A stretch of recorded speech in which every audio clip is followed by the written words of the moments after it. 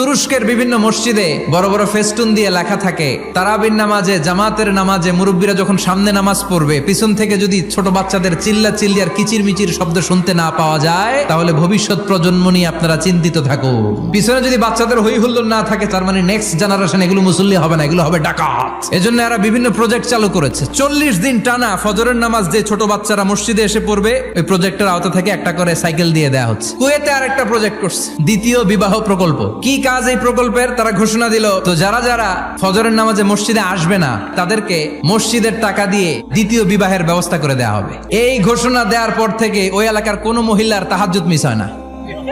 ফজর তো অনেক দূরে, তাহাজ্জুদের সময় থেকে হাজবেন্ডে ডাকা শুরু করে, মসজিদে যাও। অনেক দেশে তারাবি পড়েছি রামাদানে, ছোট বাচ্চারা পিছনে অনেক কিচির মিচির করে। হঠাৎ অ্যানাউন্সমেন্ট দেয়, বাবা মারা ছেলে মেয়েদেরকে শান্ত করেন। কিছুক্ষণ শান্ত, 2 রাকাত পর আবার চিল্লাচিল্লি। এজন্য ছোট বাচ্চাদেরকে মসজিদ থেকে তাড়িয়ে দেওয়া যাবে, এদেরকেও নিয়ে যান।